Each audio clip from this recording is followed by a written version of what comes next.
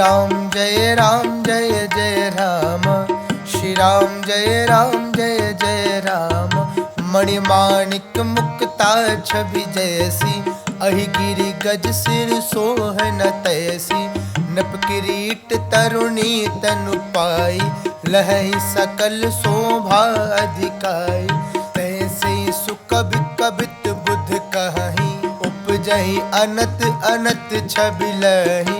भगत हेतु विधि भवन बिहाई, सुमिरत सारद आवत धाई। रामचरित सर बिनु अनुबाए, सुश्रम जाहि न कोटि उपाय। कवि कोबित अस हृदय विचारी, गावई हरि जस कलिमल हारी। कीने प्राकृत जन गुण गाना, सिर धुनि गिरा लगत पछताना।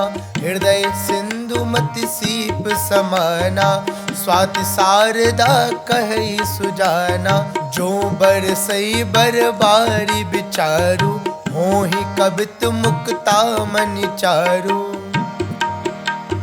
जुगति वेद पुनि पोहि अहि, रामचरित बरताग। परहइ सजन बिमल उर, शोभा अति अनुराग। राम जय सिया राम जय जय सिया राम, जय सिया राम जय जय सिया राम। मणि माणिक और मोती की जैसी सुंदर छवि है, वह सांप, पर्वत और हाथी के मस्तक पर वैसी शोभा नहीं पाती।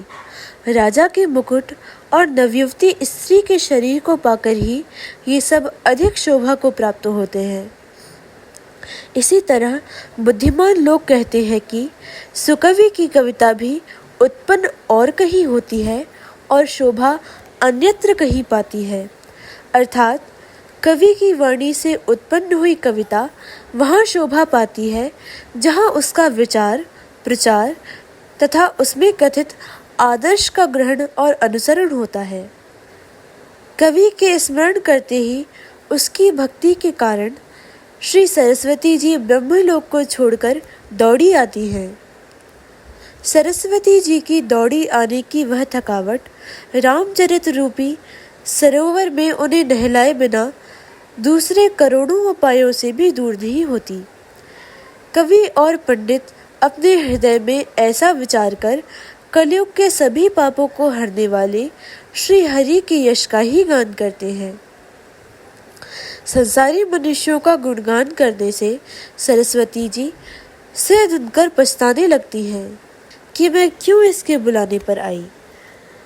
बुद्धिमान लोग हृदय को समुद्र, बुद्धि को सीप और सरस्वती जी को स्वाति नक्षत्र के समान कहते हैं।